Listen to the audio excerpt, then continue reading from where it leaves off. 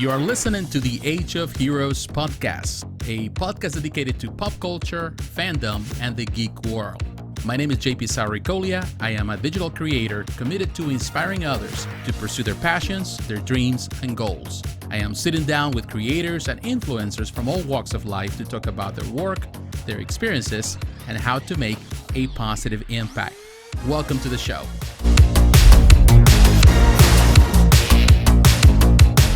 Hey guys, how you doing? JP Sarricolea here, and welcome again to another episode of Age of Heroes, this podcast. And I want to thank everyone who is coming to watch this on YouTube. Also, those who are listening to the platforms, to the different platforms, whether it's iTunes, it's Stitcher, I don't know. There's so many. I just always forget how many I have. But everywhere you are, if you're listening, if you're watching this, thank you for your support. This week I have a great guest. This is the second time around that my friend Ed Bradley has come to the podcast. This is the second time. Last time we spoke, it was 2 years ago, and it was a fascinating interview. I love that interview. I watched it several times after that, and there was so much information that I could gather from it. And if you have never watched that episode or listened to the episode, I will have the link for you so you can listen to it. And Ed was on fire that day. He was sharing a lot of information, a lot of good stuff for those who are in the industry, who are interested to get into the industry, but also those who are collectors. And I think this is something that sometimes we miss, is the opportunity as collectors to see the other side of the fence, to see the people who are involved in the production of the stuff that we buy. We don't see them, we don't understand them, and sometimes we need to see from their perspective to see how they see us, how they see this industry, to have a better understanding of this hobby. Ed, welcome again to the podcast. Thank you for taking the invitation, my friend. How are you today? I'm doing great. I'm happy to be here. As we already discussed before you started recording, I like to talk about this stuff. I have plenty to say. Um, but yeah, it's been where I was last time and where I'm at now. Like a lot of your viewers probably, or your listeners. COVID's changed so many things. The world has changed in a lot of ways. Some huge and some minute, but I think it's always good to get a perspective on anything that you're putting. The amount of time and money Mm-hmm. that everyone invests in the things that ultimately have paid my bills for over 10 years. There needs to be a way to reconcile some of the disconnects between artists and collectors, between Mm-hmm. producers and consumers.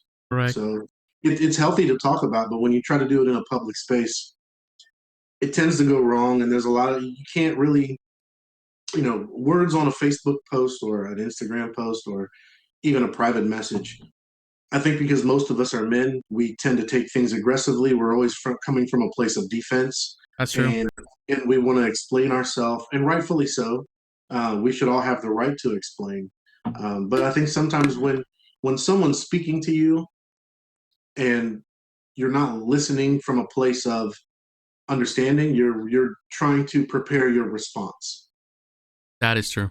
I feel like that happens a lot, and I'm guilty. I've done I it am a too. lot with Facebook specifically. It's like I'm not really hearing what people are trying to say. I'm Mm-hmm. taking it the way I'm going to take it, and then deciding how I want to feel about it. So it's like when we talk about cancel culture and people who want to be offended, and your feelings are hurt because you choose to be Mm-hmm. hurt. I've been there.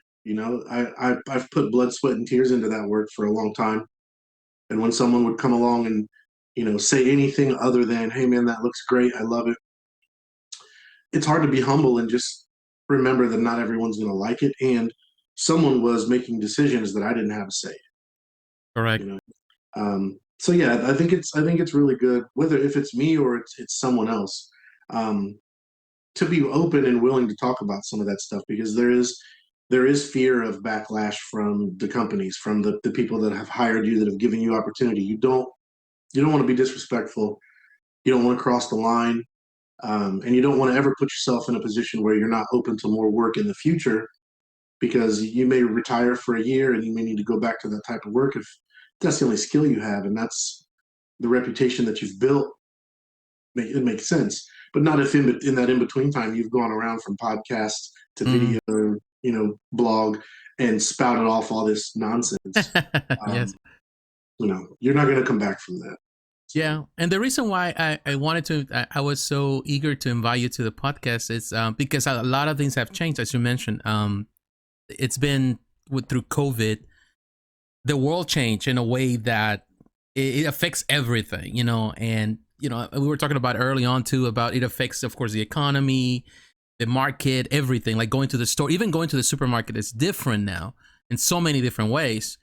But I know that the hobby has changed, and many things have changed in your life. They have changed in my life. Like 2 years ago, when we were doing this, you were still working for different companies, and now you have gone technically full time on your own. You even move on. I think you moved from a different place. You're in a different home now.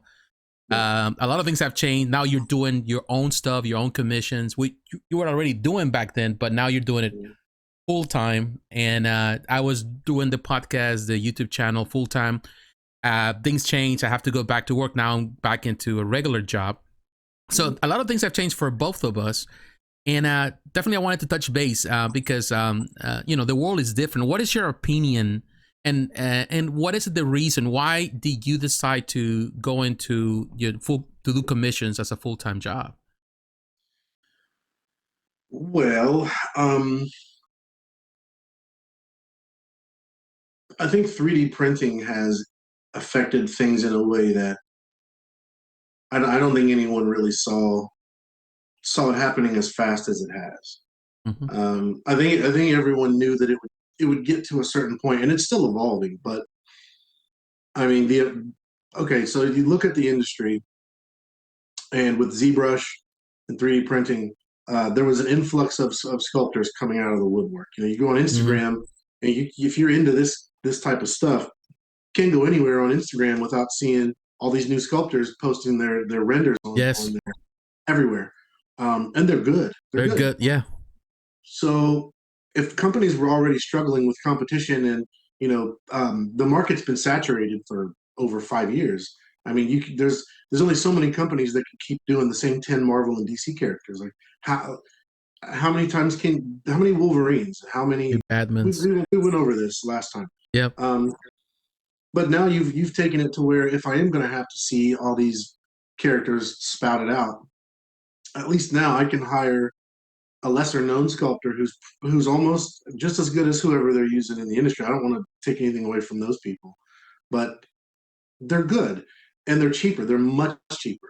Much cheaper. I could pay.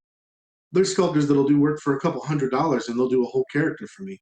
And then I have the files and I can do what I want with it. I can produce it if I want, or I can just print out copies for myself, or I can print it and paint it and offer it up as a finished Mm-hmm. product in my own time. So there's more doors opened to collectors to say, I don't want to just wait for the big guys to make the Venom that I've been wanting. For the price of a couple of statues, I can save up and I can make my own thing. Mm-hmm. And that's what we're faced with. We're facing with, we don't have to bitch at Sideshow anymore and say, we don't like that Psylocke face. We don't like that pose. We don't like this. We don't like that. Go on Instagram, spend 20 minutes looking at sculptors and send a few messages and say, do you take commissions and how much? You'll probably find something agreeable and you'll get something you're happy with. Yeah. So, that's the first thing. I started getting into printing to make more money. I felt it would make me more valuable in the industry. I'm already doing the Mm-hmm. paint jobs. So if I could do the output here and we don't have to get China involved, Mm-hmm. again, because of COVID, schedules got wrecked, projects got canceled, and there was a period of time where I was waiting on prints and castings to come from China so I could paint. And that affected everything. Mm-hmm. So I was working for Dark Horse at the time, and I said, hey, I've got 5 printers now. Why don't I just print all of this here? I'll do the tooling copy. I'll do both the prototypes, and then we'll ship it all to China at once. Save you guys some time and some money. Correct. And they were like, yeah, let's do it. Yeah. And they were already kind of experimenting with 2 other artists at the time that were doing something similar. So that kind of started that whole ball rolling. And that was great. But that's a whole other thing too. Like if you're gonna step into more responsibility. Like if you already find that just doing paint jobs is taxing on your home life and your health, not enough sleep, not eating properly, stressed out Mm-hmm. all the time, trying to meet deadlines. Printers are just machines. And at the Mm-hmm. time, I was just learning. So to say that I was fast tracking my print process and it making, it was a nightmare. Mm-hmm. I had multiple prints that were just no good, couldn't use them. I mean, the tooling copy has to be perfect. Mm-hmm. It was not perfect. So I had to figure out, what am I doing wrong? Basically, it was a good idea. I got ahead of myself. I got a little too ambitious, and it made things complicated. So that Okay. was a lesson. That was a lesson in and of itself. Yep. Um, well, fast forward to, okay, now I've pretty much figured out the print. So now we've worked the bugs out. Let's go ahead and do it, and then everything's fine. But then it becomes a matter of, you know, what happens if the machine needs maintenance or you need a part that's on back order because Mm-hmm. everything's popular and everyone's ordering everything up. So if you need an FEP sheet for your VAT, or you need a new build plate, or your screen cracks, I had one. I don't know what happened, but the it cracked my screen. It was no good. So $300 and 3 months of waiting later, my printer's back up and running. And in the meantime, I've gotten behind. Costing Um, thousands of dollars just that way. yeah. So my main reason for just getting out of the industry altogether had nothing to do with the industry at all. Okay. It had everything to do with time management, um, motivation, um, stress, wife and kids, trying to buy a home, uh, life. I needed to put my attention and my effort elsewhere, and I had spent so many years doing the opposite because I wanted to climb the ladder. I wanted to Mm-hmm. start with, you get in with a few companies, and you're like, well, who's next? Well, who's next? Where else can I where else can Mm-hmm. I go? Who else can? And you go to Comic-Con every year, and you walk around with your business cards and your iPad, and you're shoving your work in everybody's face, trying to keep boom, boom, boom, boom. And then eventually you come to a place where there's nowhere else to go. Like essentially, I had reached the top of where I was able to reach by being a remote freelancer before remote became a thing. Um, I couldn't relocate. I couldn't work in house for McFarlane or any other company. So when those offers would come around, I would have to turn them down. Mm-hmm. COVID normalized remote work, so it kind of swung back around the other way after I had already kind of made my decision to leave that stuff alone. Um, but a lot of it came from also the lack of control. Mm-hmm. Part of the reason why, and I'm gonna speak to private commissions now. Part of the reason why private commissions went the way they went is my feeling was always, if you hire me to do a job, you're hiring me because you've seen something in my work and in my ability that you value. Mm-hmm. Why would you then come to me and haggle my prices and try to art direct me as if you know better than me? I understand if you're paying, it should look the way you want it to look. Mm-hmm. But at some point, you need to step back and understand that if every time I turn around and I submit photos, you're making changes or you're not happy, you're drawing the process out Mm-hmm. and you're making it an unenjoyable thing for me when I can get that from the commercial world. Correct.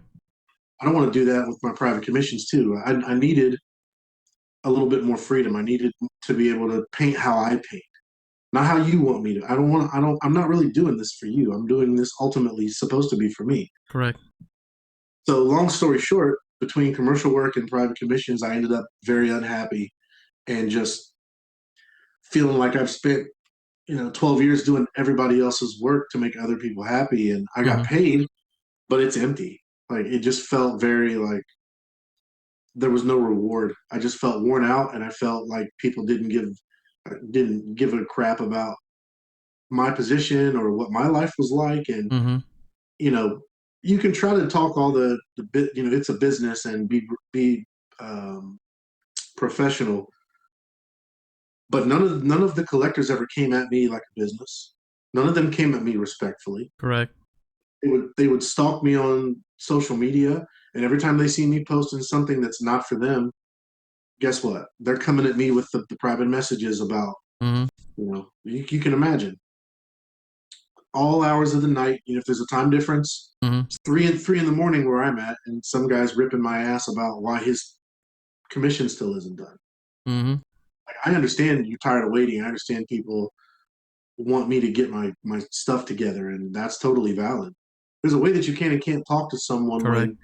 when, I started my own company. I started an LLC. My name is on the license on the wall, and Mm-hmm. you're talking to me like you own my ass because you paid me a couple $100.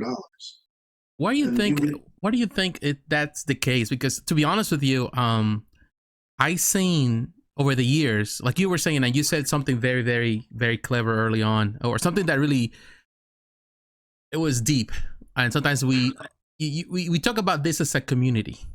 Mhm. I don't know, you said it in the podcast, but I think probably in the conversation prior to the recording of the podcast, we call this a community, but we are not really a community, because I see that people are constantly divided about everything. They're constantly attacking each other, and it's so easy to attack artists for whatever we think it is wrong. We don't see as much of what goes into this stuff. Do you really that? What is your opinion about that? Are we really a community, or which is just a facade? It's just something that we call ourselves just so we kind of belong somewhere, but in reality, we don't belong to each other. We're not part of each other. We don't work with each other. What do you think about that? I feel like and again, this is just from what I've seen on social media. Because I mean, I don't comment as much anymore, Mm-hmm. but I'm still watching everybody. I'm still looking at who's posting what, who's creating what, who's selling what, who's buying what, who's trading what, who's quick to come in and talk shit about someone's creation. Mm-hmm. The very opinionated guys who they're not really doing anything. They don't have anything to contribute other than to tell you that lame, crap, easy Mm-hmm. pass, whatever. I see that there are there's certain individuals who do try to treat it like a community, and they don't tolerate the infighting and the nitpicking, and that's great because it's not everybody. I've never said that it's all collectors. Mm-hmm. It tends to kind of be the same ones who, for whatever reason, just have a hard time patting somebody on the back. Like, is it that hard to just say, "Hey, man, nice job," or just shut up and don't say anything? Right. But at the same time, um, there are times where there's certain artists right now who are newer to the sculpting commissions or they're newer to the painting commissions, and they want to come in and try to fill some of this void because there's a lack of painters. Mm-hmm.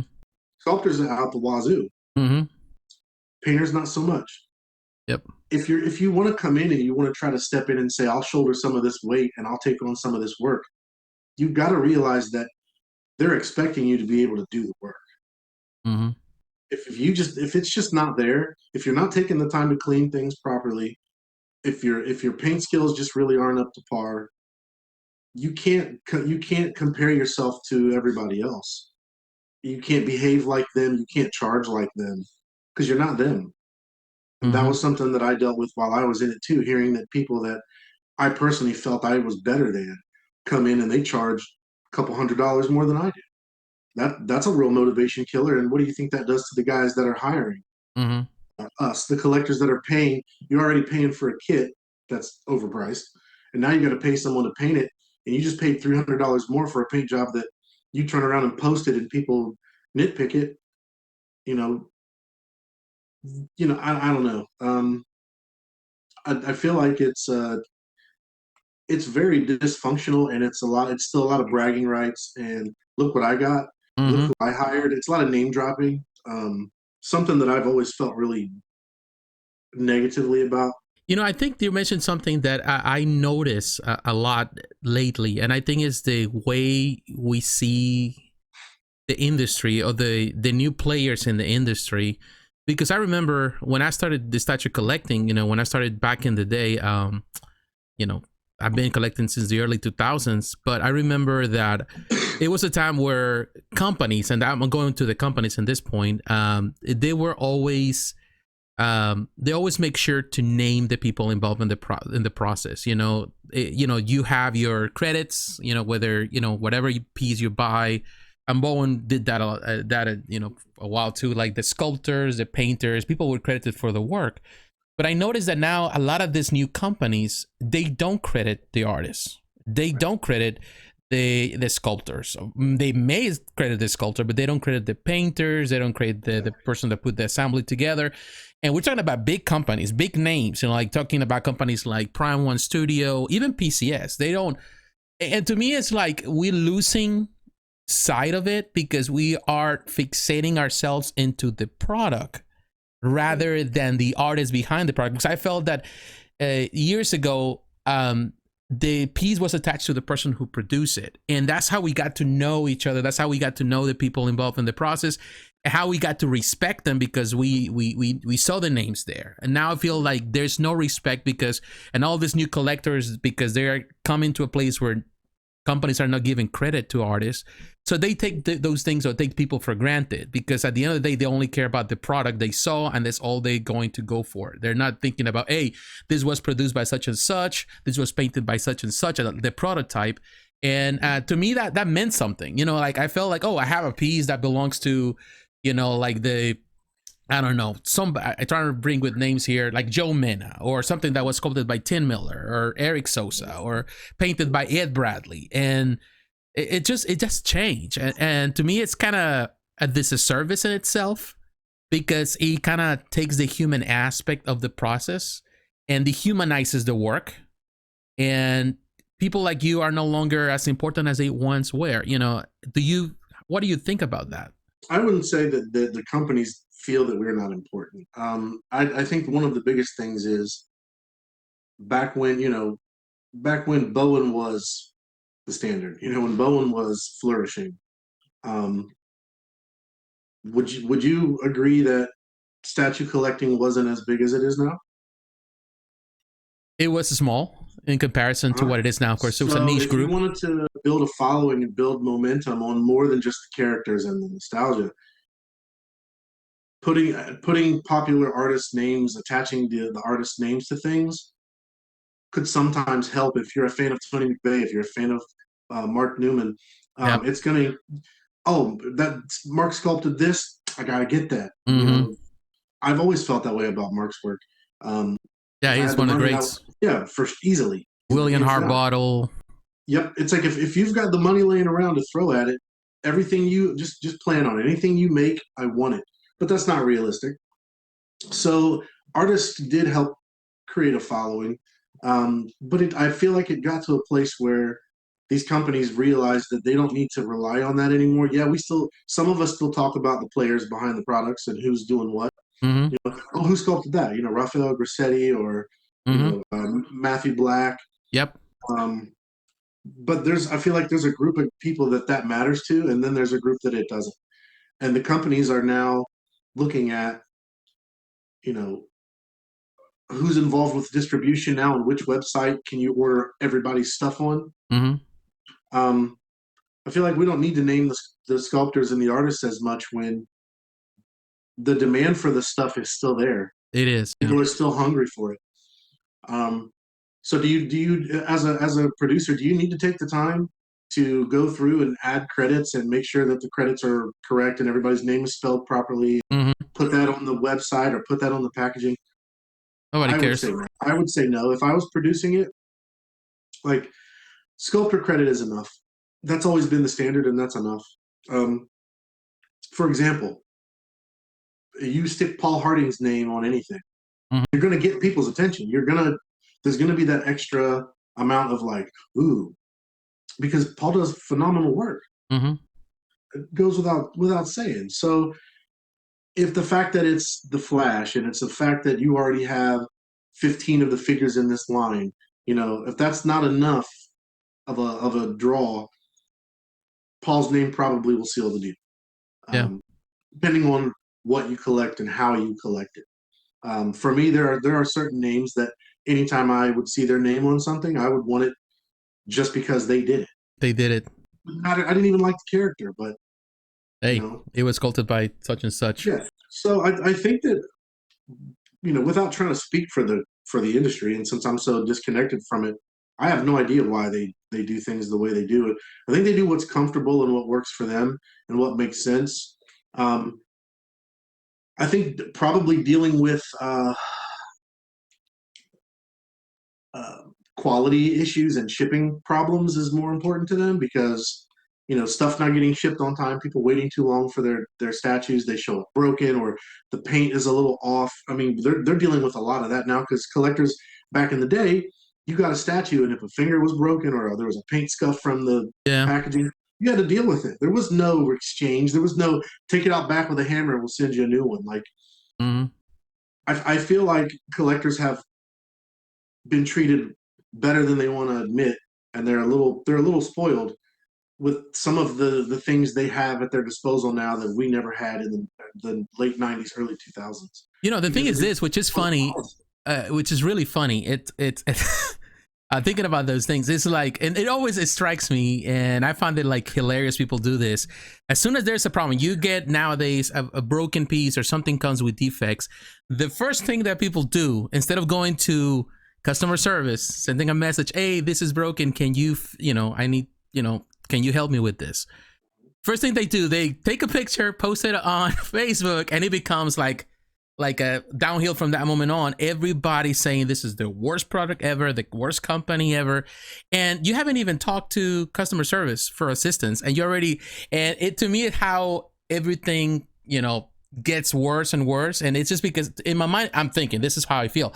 If I have a problem with a product, the first thing, the clever thing to do is to contact the company and let them know, hey, I have a problem with this, instead of just coming to social media to create just drama. Which to me, it's I think that's the part where I think has forced a lot of people to move away from social media, because I even know a few, even company owners. I have known a few from different companies. I'm not gonna name them here, but it has come to, and you notice that initially they're always involved with their Facebook groups, always talking, and it gets to a point where there's so much backlash for whatever stupid reason, and they just simply stop posting. They don't go to social media anymore. And it's sad because a lot of these Facebook groups, they don't have the presence of some of these artists or the people in the industry. It's just hearsay by collectors all the time. Do you think that that is the situation that we're facing right now? You see that it's I would say people are just artists like you mentioned earlier. You're not as involved as you used to be in social media. You think that that is the case, not only for you but for a lot of artists? I've seen this. At least that's my impression. What do you think about that? Yeah, it's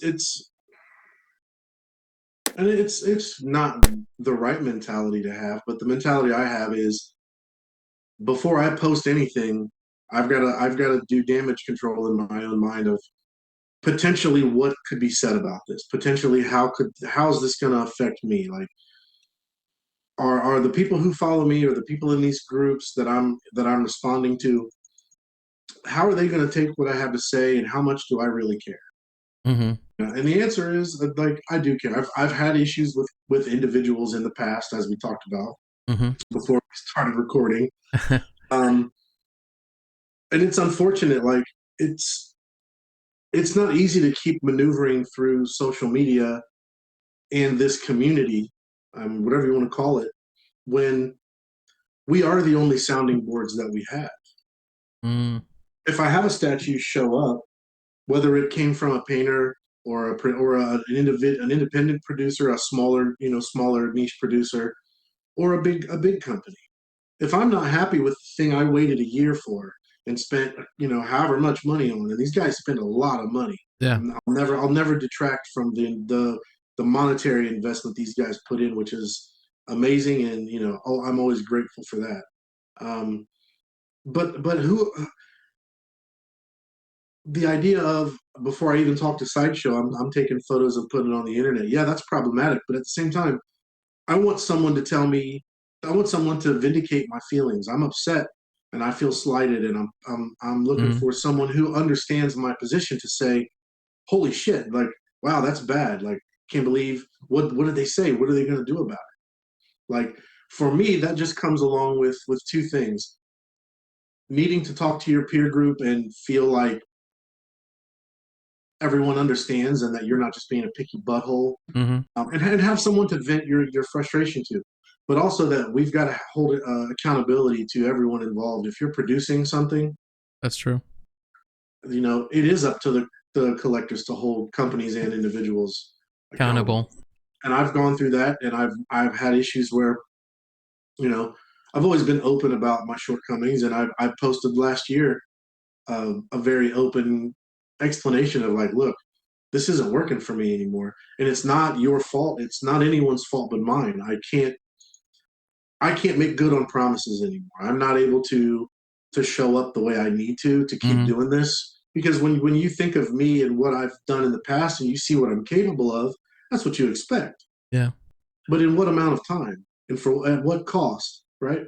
Hmm. So when I'm feeling strain on my end and it's coming through in correspondence to my client, we already have a problem. I don't know that bigger companies like they're very good at listening, but I don't know that they feel they've got someone that's getting paid to answer the phone or to answer the emails. That's not the same thing. It's not the same kind of, when I'm like, okay, I've been working all day. I got an hour left. I got to stop and start dinner. And I've got an angry individual that's talking to me personally, that's holding me accountable. And I can give them an explanation, but they don't want to hear that. Hmm. They don't care. And I don't know that they should. But that's my point. There are people who are built for this, and there are people whose lifestyles allow them to successfully do this work and contribute to this hobby. And then there's people that should only be doing it at a part-time level. That is true. And you know what? You bring something that you mentioned, that the first thing that I thought about, and I think in the end, it's all about personality and how you deal with the stress and how you deal with those circumstances. Like, for example, I know, and this is the funny thing, I do work in customer service. That's what I do. Um, and I'm trained to deal with the stress. I'm trained to deal, and I've trained for many years to deal with people, with difficult customers, difficult clients. I can put them in the right place. I can do what they ask me to do without breaking any rules, without offending the customers, because I have done this. I've been trained to do it for years. However, when it comes about the hobby, of this hobby, I get more passionate, and I can lose my patience very quick with people.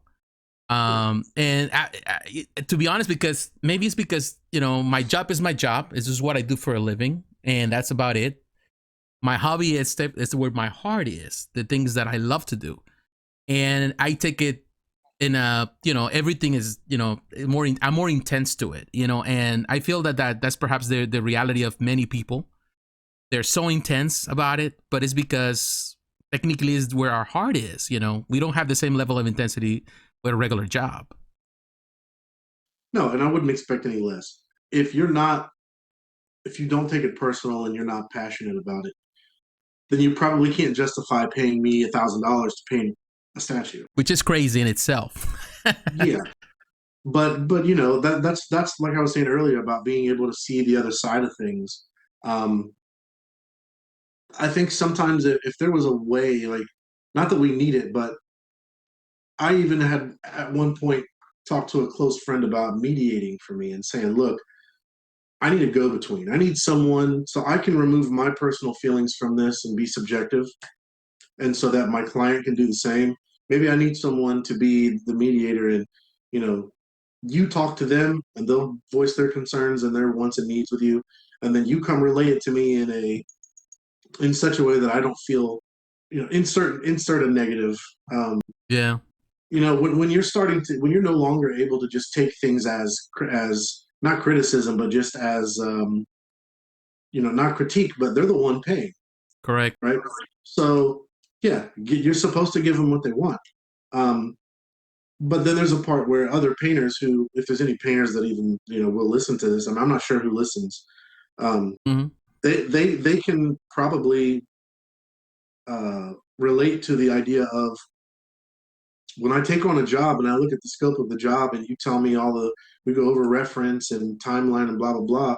I've given you a number in my head. I know how much of my life I'm willing to put into this Hmm. for that number. And there are clients that will try to push you outside of that. You'll try to negotiate in the beginning for the scope of the project and the price and just how detailed are we going to get, how much weathering and how realistic on the skin and blah blah blah. And sometimes you'll give them your price and they'll try to get you to pull away from that price. So you have to tell them, okay, well then we need to take off some of your asks, Correct. and they'll say okay. But then as the project progresses, the majority of my experience was They want collectors more. they'll keep trying to push to, oh, can you add this or can you make this a little more or can you, and it's hard to say no. So now you're overextending and you're putting more time into it, all the while feeling a little bit of resentment because you're kind of working for free at that point. At that point, yeah. I didn't charge for that. Correct. And then that goes into, now that everything's being, people are getting 3D prints. These prints need a lot of work to clean them up sometimes. Even the best prints need work. Mm-hmm. Now we've got to calculate that in as well, and who's to decide what that looks like. Mm-hmm. Everyone's always going, like, we've gone between, well, how much does Matt Rosick charge? How much does John Allred charge? How much does Louis Villamar charge? Um, Everyone's kind of getting set up for a bad deal when we do it that way. It should, in my opinion, it should only be, I would like to hire this person. So whatever that person's timeline and price is, if I'm not okay with it, I move on. Anything else is just childish. The interesting thing about that you're saying about painters, is that sometimes I feel that the idea we have, and I think is maybe the American way, now the capitalism probably around the world, is the idea that I want this way, I want it my way because I'm paying for that. Exactly. But like we always want cheap goods. We always want to pay the less amount for anything, the lesser the better. But we still want it a certain way. We demand, like that. But to me, it's like when I look at the job that you do and the people that they do the same thing, kit makers and painters, and I feel that to me, you're hiring artists that they have a particular style. Like I can see a piece that you produce, I know is you, or at least what you have showcased over the years. I know, like we talked about it in the last time, you mentioned that people don't know the real you. They know the commercial side of you, the one that you present based on the employers that you had in the past, the people that hire you to do certain work and they want a certain way. But there is like a signature style for every artist. Like you said, John Allred, he has a signature style. Villamar has his own style. You have your style. Every painter has a style. So to me, it's like you're paying. When I come to you, it's like I'm buying the product. I'm paying your price because I'm paying you for your style, your particular technique, the way you paint that is very different than others. And, if you've been in this hobby and you've seen a lot of different art over the years, you know that everyone makes things differently. There's something different about everyone. But the problem we have is that, again, many of these collectors, they don't see it that way. They just want it their way, and they want to impose their vision on you. At the same time, of course, they're hiring you to do the job, but at the same time, they are unrealistic sometimes with the expectation. What do you think about that? I think that's fine. It's your money. It's your time. Um, you should be allowed to keep all of that intact. The thing I wish I would have put into practice more, and that I wish other artists would, is that it really is as simple as, and some do, like some artists aren't caught up in the whole demand and the popularity and the ego. Um, just get better at saying no. Mm. How willing are you to haggle price when you go to buy something? I know I'm not. I don't really like to haggle. It's just tell me your price. If I don't like it, I'll leave you alone. Mm-hmm. I wish collectors would learn to be that way. And I know I've had so many times where I've said I'm too busy, or hey, I don't want to do that. I've done enough of those, or this is my price, and now we're bringing my price down, and ultimately you end up feeling like you got screwed. Mm-hmm. That never made any sense to me. But also, I didn't enforce my own priorities, and I didn't draw the line in the sand enough times. And the times that I did, it ended up with a collector telling anyone that would listen what a piece of crap I am. And I'm not here to argue that. I think there's times where you try to please people and you're trying to keep everything on the up and up, but it's really hard when expectations on you are already kind of high. Mm-hmm. Um, I feel like it's better to just say, you know what, even if you are interested and even if you do have the time, just feel more comfortable with turning work away. Mm-hmm. What ends up happening on the other side is what happened to me and has happened to a lot of other painters. Um, you end up completely buried because work isn't always steady and it's very unsure. You don't know when you're going to run out. So you constantly keep yourself booked with work so you have security. And you're only one person. Nobody can really keep up unless you have a separate source of income Mm-hmm. to live off of. Then you can set a very rigid schedule and prioritize your time and keep it moving, boop boop boop boop. Because if this one takes a little longer or whatever, um, you're not worried about getting the second half of that money for that commission when you have money coming from somewhere else. It's there's no stress. It's a little easier to operate for both parties when you're doing it that way. I was never able to do it that way, so it ended up kind of crashing and burning for me because I never felt like the collectors were out of line for wanting what they wanted. Mm-hmm. I totally understand. Yeah, you're a consumer. You're the one spending the money. You're the one. You're keeping my lights on. You know, Mm-hmm. you're enabling me to have a career. Mm-hmm. There's no disrespect from my end on that, but it's the intrusiveness, the intrusive nature of feeling like you get to reach out and contact me anytime you want, and you expect me to like. I had people harass me on vacation with my family. I don't think it gets any worse than that. Yeah. I never left anybody hanging. I never refused to talk to anyone. But when you're telling someone, "Hey, look, this is what it is," so you know, rather than it turn ugly, I think that there are cases like I know other artists who have offered to return money and just, you know what, let's just not do this. Mm-hmm. I hear most of the time collectors are like, no, no, no, no, no. So it's like you try to get yourself off the hook, but as soon as you accept the project, as soon as you take that box in and you take that deposit, they you're on the hook for this job now. And these collectors are very adamant about, no, you said, so you don't get to walk away. You don't get to, as if we're not in charge. And then they use Um, social media as a mouthpiece if you return Yes, it. and that's the leverage. That's the leverage that always kept me from being the first one to speak out and say, "Hey, this is what's going on," because then it looks like you're immature and you're not able to keep your house in order. Um, and this isn't me trying to get on a soapbox and preach at all. I'm saying that um, I can only speak from my perspective and my experience, and in my experience, um, it can get very heated on both sides because no one wants to be the pushover. No one wants to feel like they got shortchanged. In this hobby, everyone wants to walk away feeling like they got the better end of the deal. And that's the bottom line. When you're buying secondhand statues, when you're buying something from a company, when you're trading, when you're hiring a painter or a sculptor, no one wants to feel like they got hosed. Now, let me ask you That's this: going into the same thing, but going a little, probably on a different way. I know we experience growth.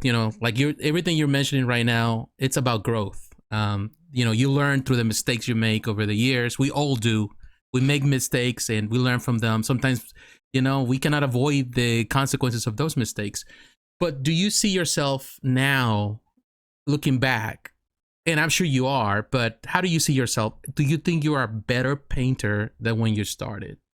yes, much better painter.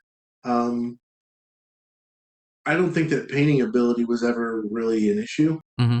I mean, no, I'm not perfect. I was never perfect. I'm not perfect now, but my ebb and flow was never about ability. Okay. Um, I'm a person. I have a personality. Mm-hmm. I see everything through my filter, right? Mm-hmm. So when I talk, I know you hear a lot of me, I, because I'm the one that was juggling all the hats. Correct. I'm the guy in the hot seat. I'm the guy trying to make everybody around me happy and not feel like I'm letting anyone down. Friends, family, clients. You know, if your home life is in a place where everyone feels like you give more of yourself to people who collect toys and statues than you do your children. When someone comes to you and says, "You got your priorities messed up," and your answer is, "Yeah, but I got to make money." I don't think anyone would say that doesn't make sense. Like, yeah, you got to pay the bills, and I chose this as my way of making money. Mm-hmm. Um, I wish I would have continued to do it part time. I wish I would have been happy enough with doing 3 to 4 projects a year on top of just working a regular. Regular job, nine to I five. was so caught up in this this complete transition that Mm-hmm. I never stopped to consider that maybe being in both places at the same time was probably better and more secure and less stressful and better for my sanity, and make it so I wasn't so uptight and so defensive all the time and so quick to take everything like a slight or a Mm-hmm. contradiction or an accusation or an attack. Um, again, I can't speak for how everyone in Facebook land feels. Um, I noticed that I had a problem with certain people when they would just make really short comments. Eventually, I started taking everything as a negative. I Mm-hmm. wasn't able to find the joy in what I was doing anymore. When someone comes to you with revisions on a project, if you're not able to smile and just go, okay, so I got to redo a couple of things, no big deal. When every time you get revisions or changes, you're like, if that legitimately ruins your day, Mm. something's wrong. Yeah. Not, this is the thing. This is, I think, a common theme, something recurrent theme that I see in with a lot of artists that I know. I will tell you, I feel blessed because even though I am not a painter, a sculptor, an artist, I'm just a collector. I've been blessed by getting to know many people in the industry over the years, which I have developed a friendship. For example, you're one of them, and people are candid. Sometimes in conversations they like you are, and I appreciate that. For some reason it seems that people tend to be candid around me. Maybe it's just my personality, and because I care. I care when I listen to what you have to say, because I know it comes from a even frustration comes from a deep part of our hearts. We all have frustration with anything, and I can feel it, and I realize that many artists go through the same stage that you've been going through in the last perhaps 2 years, where it comes to a point that, as you mentioned, that it feels joyless to do some of the stuff you do. The stuff that you started doing because you were so in love with it, because that was something that you were passionate about, and it was something that you were all in. All of a sudden, becomes something that you are tired of. That you feel that it's more like a burden rather than a way to kind of release some of that stress of life. And I feel the same way, even though I don't have the same level of skills that you have. Producing content, for example, on YouTube or on the podcast, when I was doing it full time, I would love to sit down and produce content and videos and talk about everything and do all this and edit videos and all that. And that's an art in itself, not to the same degree of the level of your art, but I could be hours and hours. But it got to the point where, that I just feel like there's no joy in it, because you got to deal with this, you got to deal with that. And it comes to a place where ultimately I decided to go back to a regular job where I wouldn't say that that's where my joy is, but I can do this part time, and I feel that it's kind of gaining some of that joy back. I'm not gonna tell you that it's all the way back to when I started doing this, but I feel like, hey, I can deal with that. My channel just turned 10 years old. My main channel, JP Sarricolea Reviews, last year, and to me, it's like, okay, that was an accomplishment itself, but I'm not the same person that I was 10 years ago when I started. It's very different. Because I think, we have to go through that. And unfortunately, I see that many artists, that they come to a place in their life where they feel, what is a priority? My family is a bigger priority. My health is a bigger priority. My finances are a bigger priority than just doing this, that it started as a hobby, but has become this monster in itself that is hard to escape. What do you think about that in reference to your sanity and the health? You think it's important for artists to come to a place where they need to take a big break, not just a small break, but a real break from it? Yeah. Oh, that's a kind of a loaded question. It is. Um, the first part is kind of attached to what we were talking about before you asked that question, which is for all of the accolades that you'll get. At least let me just talk about for all of the progress I made and all of the times where your name is used in a positive light or your name is attached to a really popular project, all the people who compliment you, all of that stuff. It does have an effect on you and it helps keep you motivated and it makes it feel worth it. But there's also a part of it where the failures follow me too. There are situations with clients along the way that didn't go as planned or as I would have hoped or they would have hoped, and I feel like it ended in a place where we just weren't, you know, we didn't shake hands and say, hey man, this was a good experience. Mm-hmm. One or both of us walked away scratching our head wondering what happened. And there is plenty of that had everything to do with me just not being able to cope with everything going on. I fell short, and I've always felt guilt about that, and it kind of haunts you. If you give a shit, it'll haunt you. Mm-hmm. You'll keep going through, looking back on, you know, those situations that just you're just not satisfied with, and you know that person, when they see your name or they hear your name, they're a little bit guarded, or they're just flat out, F that guy. I'm not happy with that. Like, Mm-hmm. I would love to try to figure out a way to take those handful of situations and take those guys aside and just be like, I know you won't understand why it went the way it did or how it got to how, only I know. Mm-hmm. Only I know that part. Like I can share, for example, what you're saying there, and I seen it in my own experience as a YouTuber. I've been doing this and been in YouTube for over 13 years, but producing content for 10. And I just celebrated my 10th anniversary. My channel has never grown bigger than what it is. I have close to 4,000 subscribers now. And there's a lot of channels who started, maybe 2, 3, 4, 5 years ago. And they have 100,000 subscribers or so. And in my mind, I'm thinking, but why I never grow as much? And of course, you can get bitter about the situation because other people seem to have success in what you love to do.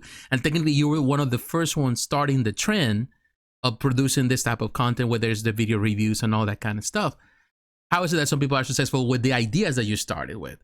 And, it can be, you can get bitter about the situation. And of course, most of the time you have to revisit the thing and say, well, if I should have done this before, or maybe I kept my mouth shut this time around and didn't say this or that, maybe that would have gone that way. Because now it comes to a place where I said a lot of things in the past, maybe not thinking about it very candidly, and all of a sudden I have to deal with the person that perhaps I said something about. And I know some people can hold grudges forever, and they remember you. It's not even about who you said it to. You can unknowingly make a comment that a person identifies with, and they go, well, he's talking about me too, right? Yep. And you may not have meant it that way. That happens as well. So part of the unhappiness, the bitterness and all that, it comes from other people's reactions to things, just as much as not being satisfied with your actions and your words too. And I think that to finish answering your question. Yeah. Sorry that I interrupted you in there. Oh no, you're fine. I've been doing all the damn talking. No, I just want to complete the thought that it starts with how you feel about your track record, your present situation, and where you see your future. That's where it has to always exist. You always have to make sure you're honestly keeping tabs with, am I okay with where I've been and what I've done? Is there anything I need to shore up there? With me? Yes. Where are you at presently? Am I happy with everything I have going on now, or do I need to make some changes? Do I see something that can be improved on? Am I making enough money for the time I'm spending? And then where do I see myself in the next year or the next 5 years? Like, if you're going to have these things swirling around constantly. Like it's hard once you've done a certain amount of work to disregard anything that's already been done. That doesn't count anymore. When a lot of your identity is wrapped up in that. You know how many birthdays, family vacations I've missed, how much sleep I missed, dates out with my wife that never happened in the name of Toy Fair, Comic-Con, private commission, because a collector's really just tired of waiting. And I put myself in that position. So that follows you, right? You don't really get to shake that. And then there's the health part. There's how old am I? How what at what part in life did I get into this? Um, I'm going on 44. Mm-hmm. My eyes are starting to get strained. I went to the eye doctor and there were some concerns with my sight. Mm-hmm. I sit for too many hours. My Mm-hmm. neck hurts, headaches all the time. Going to the doctor for circulation problems in my legs. Now we're talking Mm-hmm. about blood clots, Mm-hmm. toxic materials that can affect your lungs, Mm. and get in your skin with for 3D printing if you're not following all of the The proper. protocols, yeah. And again, all of Safety. this you can easily say, well, you're just not taking care of yourself. But when the point I'm trying to make is this work takes time. It's a lot of hours. Yeah. You're only one person. Name any artist, and it's like give these guys more credit. Thank them more often. Mm-hmm. Be more appreciative of what all these guys do, regardless of what level they're doing on. They all deserve the same amount of, hey man, we appreciate you contributing to our hobby or our industry because it's time that they're not taking care of themselves and that they're not around for their loved ones now and they won't be here long enough for their loved ones later because of all of the improper things that we do to keep these deadlines going, to keep Mm-hmm. this work flowing so that everyone's just constantly putting all this stuff on the table just for you guys to turn around and say, meh, blah. That's the reason why I always took it so personal was Correct. the sacrifices or the amount of energy or how much I care too much about what I'm doing. So when I get anything less than a attaboy, it does feel salty. Not because I'm a spoiled brat and that I gotta have compliments constantly. It's just if you go 3 weeks and you're not really interacting with the world because you got your head down and you're doing the work, when you finally come up for air, you don't want to have somebody spit on your work. That's right. That's not cool. That doesn't feel good. So I think that a lot of where some artists are getting to a point where they're just kind of throwing their hands up and they're like, whatever. Um, it's deeply rooted in that where they've been, where they are, and where exactly are they going? And the Mm-hmm. answer is they've probably been some really good places. They're probably in a little bit of an unbalanced position now, and if the future looks unsure Mm-hmm. because some of the companies are downsizing, but there's too much product out there. Now you've got 3D printing and you've got things available to people in their own homes where, like, for instance, right now, you name a character, I probably have a file on my hard drive that I can print out in any scale, go paint it, and it's yours. Mm-hmm. And you don't have to deal with all those companies and any of is it licensed, is it non-licensed? There's no Yeah. whatever. So you have more avenues available to you, but so do the artists. So when an artist says he's getting out of the industry, it doesn't mean he's done doing that for a living. It just means, hey, I need to make my own schedule. I need to not have so many restraints and people telling me you can't do, Wolverine with a cigar or too much blood. But that's what I want. Uh-huh. So now we can do whatever we want. We can do obscure characters, B and C list characters, masked and unmasked portraits, light up objects. You can put lights in everything. Like the level of customization is unreal. So why wouldn't there be a change in the Mm-hmm. playing field?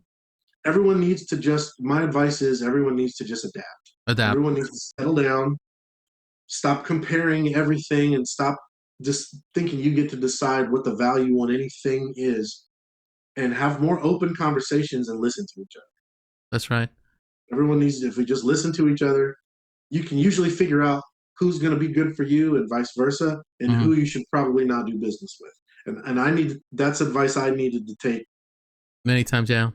In the Yeah. past, yeah. So hindsight's 2020. It's easy for me to look back at younger Ed that had more opportunities that just when you have too much coming at you at once and you don't have anyone helping you out, you don't have an assistant or a secretary or a shipping guy or Mm. someone answering all your emails or doing your invoicing or doing supply runs, and you're expected to contribute to a life outside of that. Um, Maybe be careful what you wish for. Like, you think you want all these things and then you find out maybe you aren't prepared for it. And, Mm-hmm. and once you turn the faucet on, you know, there may not be let me turn it half off, let me slow it down. um, Panic sets in and people talk. Mm-hmm. People talk a lot, word of mouth.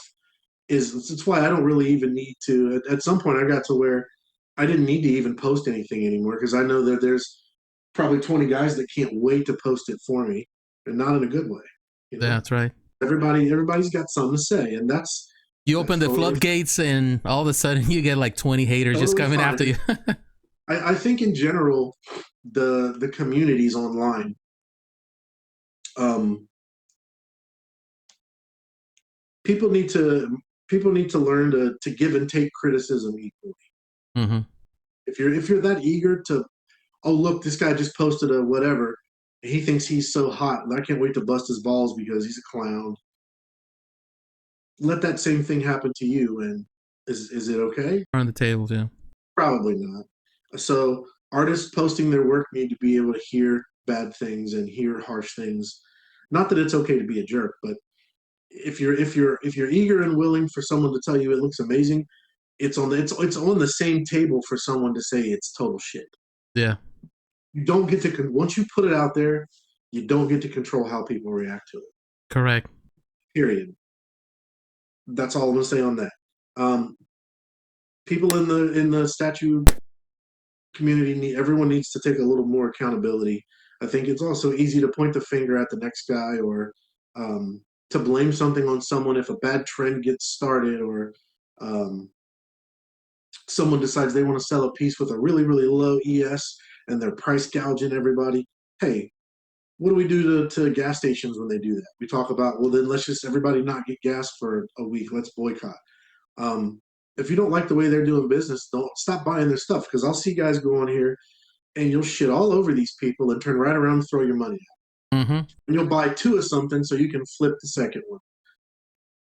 Then what was the point of all the outrage? Hmm. Like, it wasn't. You just sometimes people are feeling pissy and they just want to pout online, Hmm. and that causes damage within the community as well. Um, and also, artists and collectors on both sides should be a little more realistic and respectful of who's bringing what to the table. Hmm. Because the artists are contributing something very specific, and the collectors are contributing something very specific. And Which it is is, the money. yeah, They're the ones yes. sustaining So financially the industry. as as much as I would love to sit here and talk about what it's like on the artistic side and to advocate for artists, um, if these guys stopped buying our stuff, if they weren't impulsive and they weren't as passionate and they weren't as all the things that I can say that Yeah. don't work for us are the reason why we've been able to do it for a living or do it on the side and make money to help Correct. support our family. So I really do want to make sure that for anything I'm saying that would piss a collector off, I want to make sure I'm saying something on to speak on their side of it as well. Where without you guys, the whole thing goes away. There is no anything. We No. could sit around and do all the sculpting and all the printing and all the painting for who? So it can sit on my shelf and collect dust because no one's willing to pay for it anymore. So it is a very delicate uh, relationship. And I think sometimes because personalities get involved, it can get a little lopsided. And I think that you've got bystanders that'll watch a certain conversation go in a bad way. Um, Either get involved because you want to help, don't get involved because you don't want to, you just want to stay out of it. Um, Choose which side you want to be on.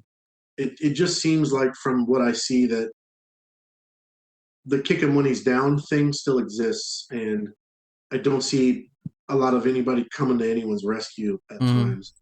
Um, just this past week, there was a scenario where a collector posted a piece that, based on the way the post was posted, was very clear that he wasn't happy with the piece that he received. Hmm.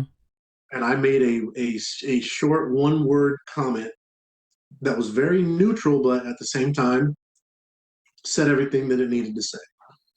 Um, and I didn't think anything of it. I wasn't trying to be, I wasn't trying to antagonize anyone. I was just kind of, Hmm. like I feel bad for the artist. I feel bad for the client. Hmm.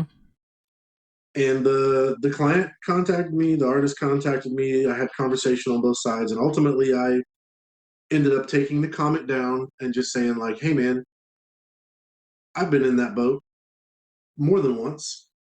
I've done work for people and I've had them post it, and people come for you and people, wow, really? You did that? And it's like, hey, man, it is what it is. Like, Mm-hmm. I'm not perfect. I'm only human. And, if my client was happy and I figured, okay, well, he says I'm done, so I guess I'm done. And I guess this looks okay. I'm just kind of not, I'm ready to move on, but I need to move on. Now let me ask you. Now that you have made the switch to just do things on your own, how is business going? How is it? Is it better now for you? I would say money wise. Of course, we're not talking about amounts, but it's better money wise. It's better for your Uh, time, for your health. How is it? How's it going? so I have a full-time job that I agreed I wouldn't from the day that I took the job, that I wouldn't really disclose publicly, and that I Correct. wouldn't talk about too much privately.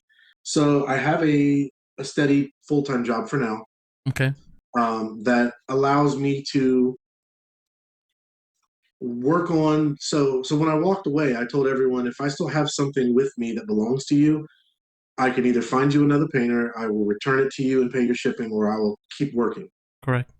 And that's what I've done. I'm still working on, a handful of projects that were never completed, private commissions, obviously. Mm-hmm. I work on them on the weekends and sometimes in the evening if I have time. And that's how it's going to stay until every last bit of what I took on is completed. It's finished.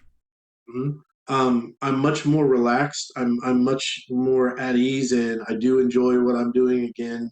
Okay. And um, I've talked with sculptors like, hey, you guys, the nature of what they do with digital sculpting is a lot of these guys have files sitting around that it only exists in a hard drive. Mm-hmm. Nobody have seen before. And the idea of producing, we all know how that goes. If there's, you know, friend of mine, Jose Alicia, did a really awesome Yeah. prowler. We'll say yeah. Nobody really wanted it. I wanted it, but you can't always justify the upfront cost, the overhead. You can't Correct. pony up all this money to get this thing done when, and everyone says how cool it is, but the commitment's not Been there. there, done that.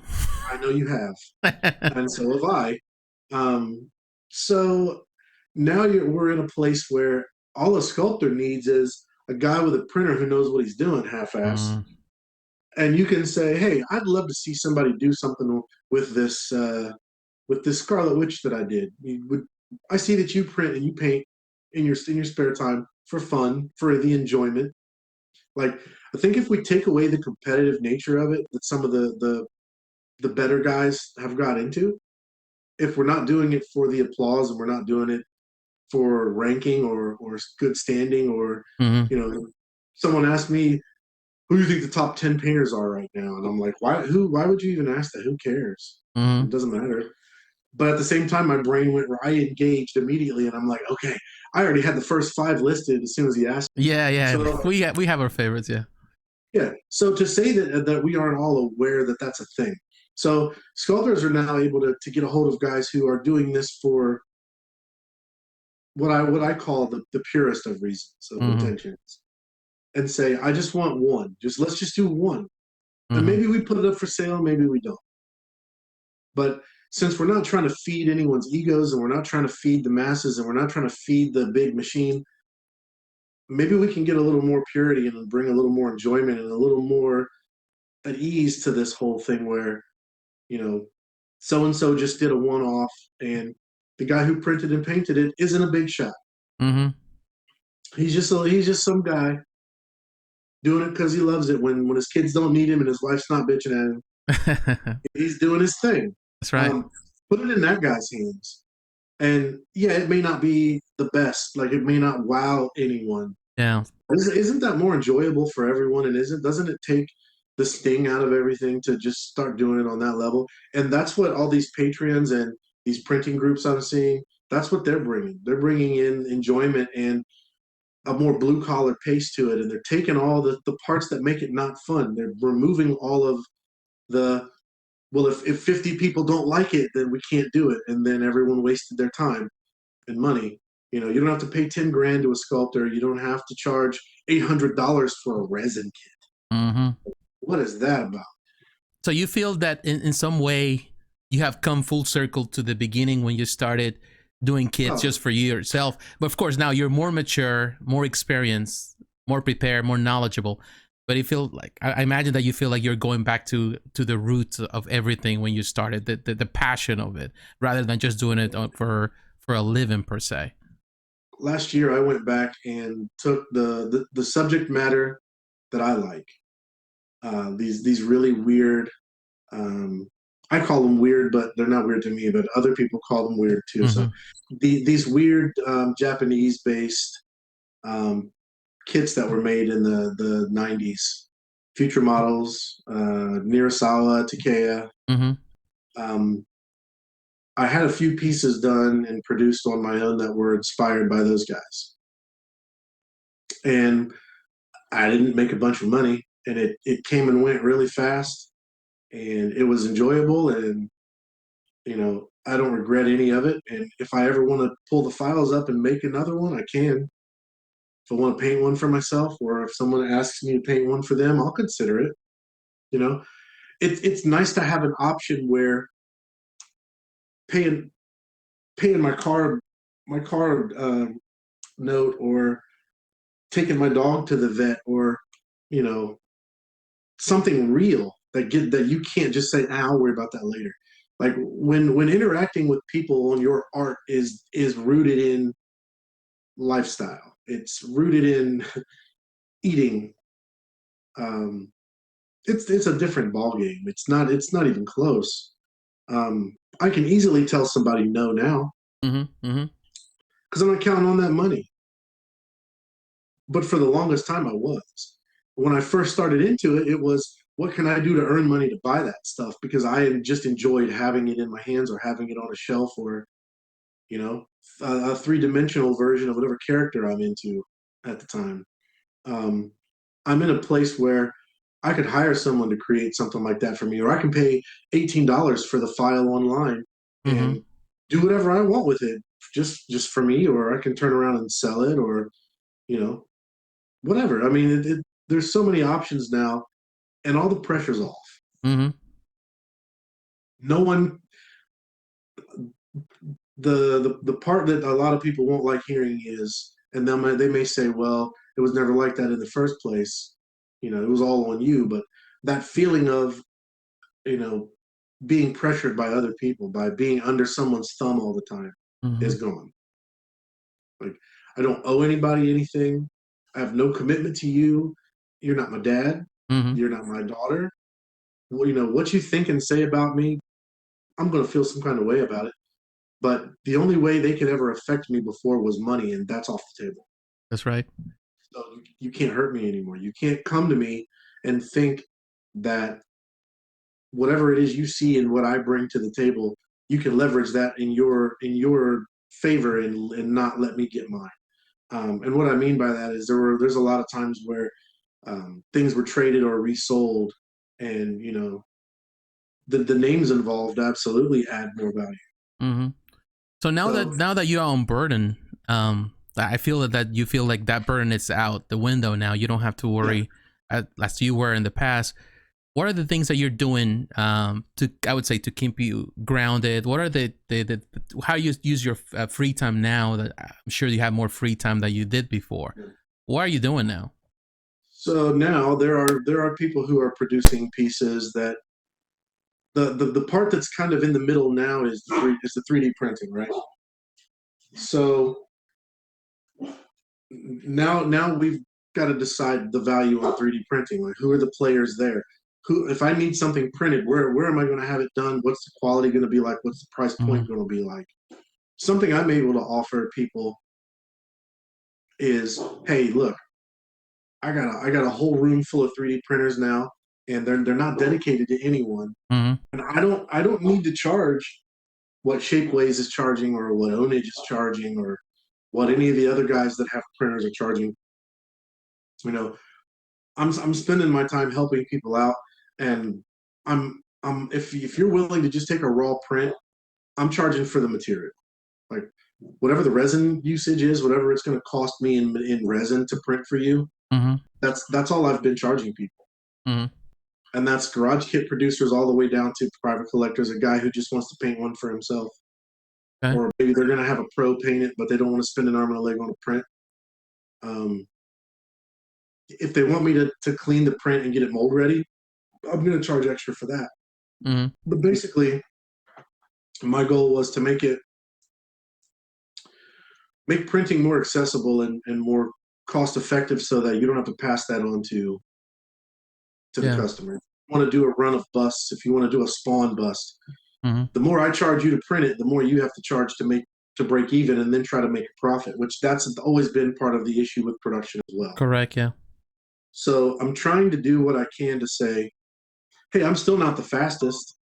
I'm still not gonna uh, priority number one you and your project, but it won't take a month Mm-hmm. probably. Hopefully, it won't take that long. Um, but you're going to pay a third, maybe less, of what you're going to pay with some of these other Someone guys. else. Yeah. And I've shown my prints around. I've posted them online. I show people images if they ask, can I see some examples? I've got plenty of examples. Mm-hmm. Um, I took the time and I learned printing, and my prints are good. Mm-hmm. My printing is good. So I'm not putting the emphasis on people pleasing anymore. It's like, if you want to ask me to do a print for you, I'm not getting much out of it. So at the same time, I'm not really putting any pressure on myself to turn around and, like, this isn't a business really. So I'm emphasizing the idea of, you may be looking for something that I'm not offering, so you're going to need to look elsewhere. Mm-hmm. That's why you're going to pay more when you go with those people. Correct. If my kid comes in the middle of me doing a print or doing Mm-hmm. some files or whatever, and she says, "Hey, Dad, you want to come play Battleship?" You're gonna go. I'm gonna go play Battleship. Exactly. And you can come and say, "Oh, come on, bro. You can bro me all you want. That's right. Take the shit someplace else." Like, and that's not me being arrogant or cocky. It's, I'm prioritizing the things that I should have been this whole time, and coming at it at an angle that I wasn't able to come at Before, yeah. I get it. I totally understand it. But there are a lot of them. Money's not the objective anymore for that stuff. Yeah. If I can help you out, I'll help you out. But you got to play my game.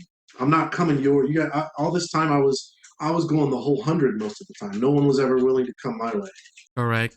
When you're saying this, it reminded me of a conversation I had with my wife when my daughter, she turned 18 and she left. She decided to do her own thing. Now of course, she's married now. She has her own house. She has her, a good job. She makes good money. She's 22 now. But I remember when she left the first year, it was rough for my wife and I because it's the only child. And there were times when I sit down with my wife and I said, you know what is the purpose of it all? Why do I get up to go to work? Why do I do this? Who am I working for? Because once your kids are gone, you realize that you only have a small window of time. You don't see it because you're sometimes, you're young, you're dumb, you're stupid. You're thinking that provision is the most important thing, that you have to provide for the family. So you're killing it, working hard, pleasing the man, so in order to bring money to the table to fulfill the needs of the house. But then you realize your kids are going to grow. And when they're gone, everything you work for doesn't really matter anymore. So why were you working in the first place? My perspective has changed now. Like you were saying early on, when I was in my 20s or my 30s, I was dumb enough to take a lot of things that I should have done it in those years. I took every job that came or every opportunity that I came. Even the hobby, I involved myself too much into it. But now that I'm in my mid 40s, I see the world in a different way. I'm like, okay, do I really need to do this? Do I really need to get this way? Do I really need to impress these people that in the end don't really care much about me? Do I need to go after their approval or the adulation, or I'm just going to be myself and I'm going to continue doing what I love, but not from that involvement that I had in the past? I feel that I can share right now with you the same thing that you were saying. Now, coming to the end of the podcast, any last thoughts? Anything that you would like to share with the viewers, with people like you, like young painters, young sculptors, young artists that want to break into the hobby? Or they want to break into the industry and they don't know anything yet. They're still learning the process. Anything that you want to share, or anything overall, not only to them, but also to the collectors, to the community, or whoever is watching this, any last thoughts, anything that you want to share with them? I mean, there's a lot, obviously. Yes. But the thing I found is that, people, how often does anyone take anyone's advice, really? You know, even if it could be the best advice. Hmm. Um, being able to take advice is a much more valuable thing than being able to give good advice. I could give the best advice in a room full of 100 people that suck at taking advice. They're gonna do what their emotions and their feelings, whatever direction they're being called to, that's where they're gonna go. And sometimes you'll have regrets, and sometimes you won't. Sometimes it pays out big, and sometimes you fall flat on your face. But that's what life is about. The only thing I would say to everyone is just that this, I've said it before, this stuff is all plastic in the end. Can't take it with you. Um, the state of all of this is constantly changing. Um, I would say don't damage any friendships or leverage anything where you're gonna feel like you're going against your own morals or your own advice. Like I know what it feels like when Sideshow put out that old Cyclops and Colossus versus the Sentinel Yep. diorama, Hmm. had the light up parts. I can remember being in a mindset where I would have leveraged everything at home Just to own it. to get my hands on that thing. Hmm. And I think that we still sometimes are in that mindset where we're leveraging relationships and our health and our financial stability and how much space we have for a bunch of plastic things that, yeah, we love them, we enjoy them. But I've seen people recently where they're selling things off at a huge loss. They're trading things off. They're trading down. They're liquidating entire. Hey, I'm getting out. I'm out of the hobby. I can't do it anymore. They come into their room and find that all of their displays have fallen over and stuff's crashed all over the floor. Um, what was it all? What was it worth? All the years of you being on the internet, you're on eBay, you're scouring the groups, Hmm. back and forth with other collectors trying to make like you've invested, there's a point to this, I promise. Yes, You've yes, invested all of this, and when you come out on the end, how much will still be standing when it's all said and exactly. done? That's where I had to kind of like all the things I went to that I asked for all of that, all of the sleepless nights, the 48-hour work work days, getting ready for shows. Um, I put myself through all of that because I thought I wanted a thing. And I realized when it was kind of too late that I still wanted it, Hmm. but I thought that I was the only one that was paying the price for that. I'm Mm. the one who's sitting at the desk. I'm the one who's not having dinner, and I'm liquid diet, Hmm. of just sugar and caffeine, and I'm like, well, you're not the one that's going through all of this to get these things done. I'm the one that has to suck it up because I wanted to do this. I'm the one that said I want to be this painter. You know, Hmm. my wife and kids went through it with me. They just went through it over there, Hmm. you know, watching movies, and I'm not. There's a void in the room. Correct. I didn't appreciate the fact that there were friends that wanted to spend time with me. There were family members that invited me to functions on purpose. And there are people in my house who want me on the couch next to them, even if I'm just going to fall asleep during that Hmm. stupid movie. Hmm. Um, I feel like I gave more of myself to people who, in the end, don't owe me anything. I don't owe them anything, but they're the ones that somehow I was pandering to and I was catering to, That's right. and not the people who really matter. So I feel like I misjudged, and I would do things a little differently, but not totally, Hmm. because I got a lot of good out of it too. I mean, Yeah, we've talked about at some point publishing a small coffee table book of all of the professional work that I've done that would be over great. the years, and how much I in the small little window of when I was actively working for all these people, all the really cool stuff I got to do, and all of the collectors whose personal collections, you know, were I mean touched, affected, whatever. Like I contributed to that. Hmm. Period. Um, I know someone would have done the work, but Yeah. I'm the guy that did the work. So, you know, to have a nice little chunk of something to show for yourself to say, hey guys, I know that life was rough during that time and I was absent, but when I'm gone, maybe having this to flip through and know that, you know, you'll think back and go, I remember when we went to the lake house in Michigan and had a huge uh, uh, a family get together, and there's a Hmm. picture of everyone lined up on the pier from oldest to youngest. Dad wasn't there because it was, 3 weeks before Toy Fair, and he had all these deadlines to meet. Mm. Like, you know, if there's a way to spin it somehow and put a positive on it and say, yeah, but he's got something to show for himself. He had a goal, he had a thing that he was passionate about, and he, for better or worse, he went and did that thing he needed to do to get it out of his system, because that's what was important to him. That's right. Like, I need to be able to show my kids that, you know sometimes life pays out in ways that aren't always easy to see, and I Mm. may be the only one that holds any value. They may see it as, Ed, you could have been working at Walmart during those times, and we would have been just as happy and proud of you. Hmm. Maybe you would have been less stressed and you would have been available more, and that would be better for them. But that's how I need my kids to see that sometimes your loved ones are going to suffer in order for you to do the thing that you need. I want to share with you one thing with our listeners and viewers, something that now that you mention it, and you are totally on the money with what you're saying, and it's so true, and I can relate totally with what you're saying, and I'm sure uh, whoever watches this and listens to this will say can kind of share the same sentiment on it. I have a video recently that I edited. It's a video that I filmed probably, I don't know, 8, 7, 9, 10 years ago. I have so many videos the things that I recorded of my collectibles, and I never did anything with it. I still there on some hard drive somewhere, and whenever I get a chance, I undust some of the video, edit it, and put some music on it. So I was doing the video, I was editing, clipping all this stuff. All of a sudden, I can hear on the background with the audio, I hear my daughter talking to my wife, and she was probably like 12 or something like that, and I can hear her voice.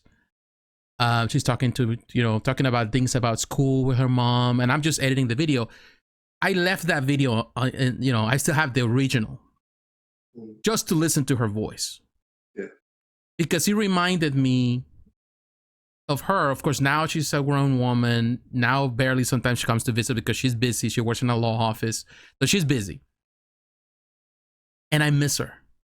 Mm-hmm. And just listen to her voice reminded me of the things that sometimes I took for granted Oh because I yeah. was so involved with what I wanted to do that I didn't see that, and I didn't see the time that passed. And I will tell you, I gotta be honest, when I listen to the voice, I tear up Yeah. because it reminded me that even though she calls me a good dad, you're like, her favorite dad or whatever, she loves him very much. At the end of the day, I don't feel like I was 100% the best dad. There are a lot of things that I can say. That if you'd ask me during that time, are you a good dad? I say, yeah, I'm the best dad ever. Of course. But Right. now I'm like, you know what? I can see my shortcomings, and I can say, you know what? I wasn't always there. So, but the great thing about life is that sometimes you get second chances, and the opportunity is like you cannot fix the past, but you can do what you can do today and make the choices today to be there for your kids. And ultimately, I feel that as collectors, sometimes we forget that and I'm talking from the perspective as a collector, that we so fixated into our collectibles, into our collections, into building, like you said, plastic, that we forget that they are seeing us. We're not part. They're not part sometimes of our world. We don't bring them in. We don't really show them, because one thing is what you say, one thing is what you do, and sometimes our actions are totally opposite of what we say. And unfortunately, it happens all the time. And sometimes they're like, when we have, when my daughter went through her stage, or like all kids are all teenagers, it's like, yeah, but you love these things more than, that's what you used to say. You love those things more than you Yeah. love me. Mm-hmm. You love your job more than me. And I would say, well, I do it for you. Everything I have done, the jobs that I have, everything for you. And one time she just got us and she said, no, you did it for yourself. Yes. And to me, that's like, dang, she's so honest, but at the same time, so true. And I feel that in the end, as collectors, as artists, as whatever we do, whatever hobby we have to find that right balance, and that we have to prioritize. And I feel that when we do those things, then everything will become meaningless. We learn from our mistakes, but we move on. You cannot live in the past. You have to accept whatever happened in the past and just do whatever you can today. And I feel that I can share the same. I think we're on the same place, even though we are in different sides of the, I would say, of the field. You are as a person that has been in the industry as a professional, and me as a person that has been in this hobby, as a consumer. I think we share things, but we still have the same. We deal with the same things, and at the Oh end of the yeah. day, I want to say, it. I want to thank you. Really, I appreciate that you take the time. That you take the time for this. I know you have other things. You're busy. It's not easy. A lot of the people that I asked to be part of the podcast, we have some great guests coming in too. But most people, for every 100 invitations that you do, maybe 20 accept. Right. And it's understandable. Everybody is busy. Like some. I gotta be honest. I'm not gonna name here. Some. I spoke with different artists, different owners of different companies, and they told me, yeah, we can do something. But right now, I'm getting ready for the summer, which of course is San Diego Comic Con, all of that, and it's like a rat race. Everybody's on this rat race to get things done because it's a lot of work. So I know that whoever takes the time, and in this case you took the time, definitely it's I value that, and definitely was at least I feel enriched from this conversation that we have today. Yeah. Oh, no problem. It's, like I said before we started, it's not often that I get to have um, like real meaningful, to me, conversations about this stuff to someone who has a good point of reference. I mean, all of the people around here I interact with in my life, my real life, they don't collect toys and statues. They No. don't know who any of these people are. Um, they don't know what I'm talking about. So it's kind of lost on them. It's when you get a chance to honestly talk about things that have some real weight to you, your life and your struggles and your wins and losses.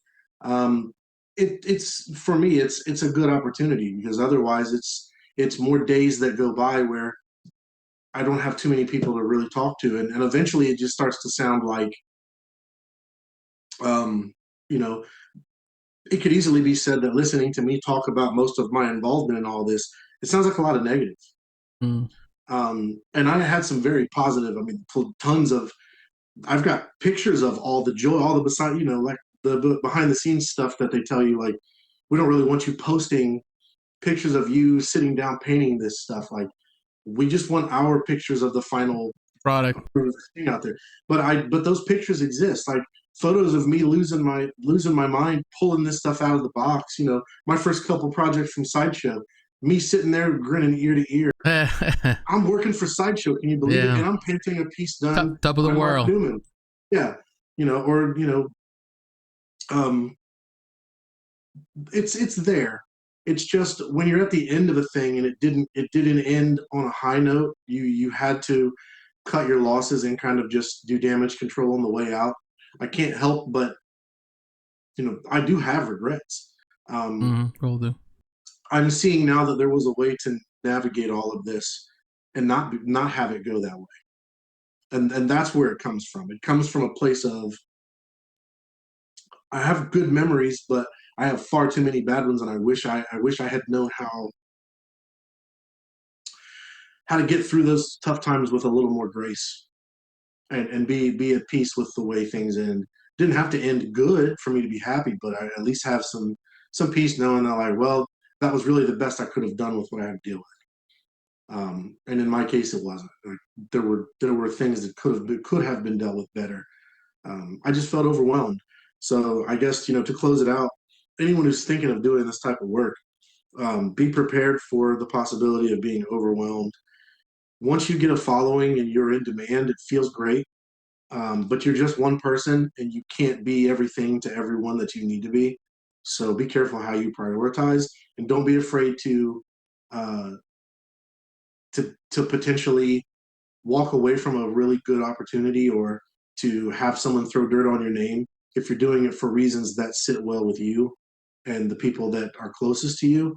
Um, pick that over everything else. It's easy not to. It's easy to say, "Hey, I worked really hard to get here, and this company wants to hire me. So why would I turn this work down?"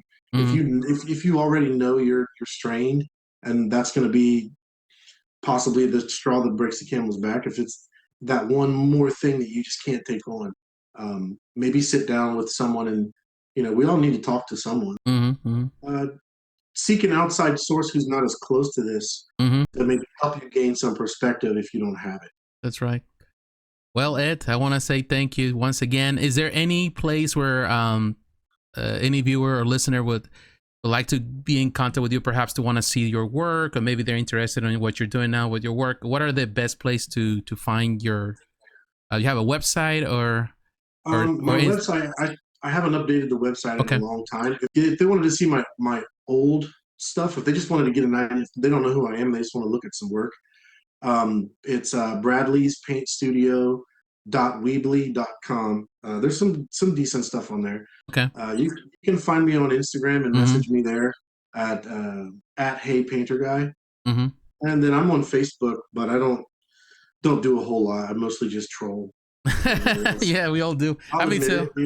Yeah, I get trolled. But if someone needed some advice on printing or painting or whatever, if someone's just looking to talk to someone who doesn't want to really give opinion, more just information based, I'm open to that. I really don't want to talk about what do I think of so and so's paint job. I don't want to do that. That's right. Yeah, well, we'll have that, and I will have all those links in the description for those who are interested. Definitely, I follow it. We're friends on Facebook, of course, but I do follow him on Instagram, which is technically the place where most artists nowadays they like to frequent, and that's where you can get to see the work. Mostly now Facebook is not nowadays with everything they have done, the changes. It's mostly ads. It's mostly opinion-based conversation. But if you want to see the images of the stuff, definitely Instagram is, I think, the better place to see the work.